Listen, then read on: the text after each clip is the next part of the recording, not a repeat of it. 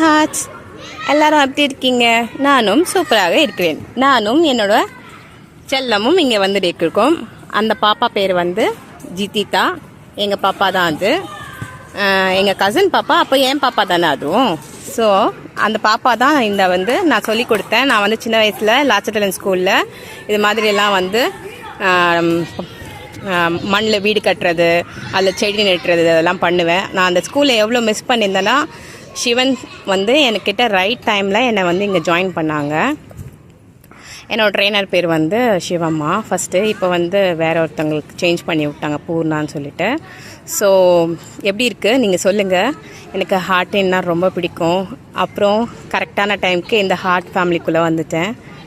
ஹார்டிஸ்ட்டு heart family கூட join பண்ணாங்க. அப்புறம் ஹார்ட் ஃபேமிலி வந்து இந்த ஹார்ட் கூட நாங்கள் ஜாயின் பண்ணிட்டோம். ஸோ மொத்தத்தில் நாங்கள் யார்? கலக்கலான ஃபேமிலிஸ். எப்படி இருக்குது?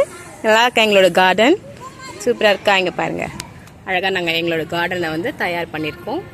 இதில் வந்து தண்ணி ஊற்றலாம். நல்லா செடி வளர்க்கணும். நீங்களும் எல்லாருமே செடி வளருங்க. அப்போ தான் உங்களுக்கு ஆக்சிஜன் தரும். உங்களுக்கு நீங்கள் அதுக்கிட்ட பேசுனீங்கன்னா அது உங்களுக்கு ரொம்ப நீங்கள் கேட்டதெல்லாம் அது உங்களுக்கு கொடுக்கும். அதோட எக்ஸ்பீரிமெண்ட் வந்து நீங்கள் பண்ணால் தான் உங்களுக்கு தெரியும். நான் சொன்னாலாம் தெரியாது. இப்போது கடைக்கு போகிறோம், ஆப்பிள் நல்லா இருக்கும்னு சொன்னால் நீங்கள் என்ன சொல்வீங்க? ஆப்பிள் நல்லா இருக்காதுப்பா, ஆரஞ்சு தான் நல்லா இருக்கும். அது சாப்பிட்டு பார்த்தா தானே தெரியும். அது மாதிரி நீங்களும் தியானம் பண்ணால் தான் நல்லா இருக்க முடியும். அதனால உங்களுக்கும் நீங்கள் ஆசைப்பட்டதெல்லாம் உங்களுக்கு கிடைக்கணும்னா எங்களோட ஆர்ட்ஃபுல்னஸ் மெடிடேஷன் பிளேஸ்க்கு நீங்கள் வந்து ஜாயின் பண்ணால் தான் அதெல்லாம் கிடைக்கும்.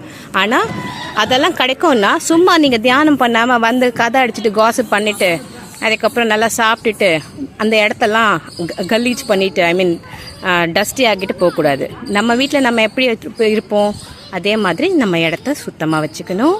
சுகாதாரம் சுத்தம் தான் நம்மளுக்கு சோறு போடும். ஏன் அப்படி சொல்கிறாங்க தெரியுமா? நம்ம நீட்டாக இருந்தால் தான் நம்மளுக்கு டிசீஸ் வராது. அதுதான் அதோட கான்செப்ட்டு. எங்கள் அம்மா எனக்கு சொல்லிக் கொடுத்தது, நான் உங்களுக்கு சொல்லிக் கொடுக்குறேன். எங்கள் மாஸ்டரும் அதுதான் சொல்லித்தராங்க. ஓகே, ஸோ நான் இப்போது இந்த வீடியோவை கட் பண்ண போகிறேன்.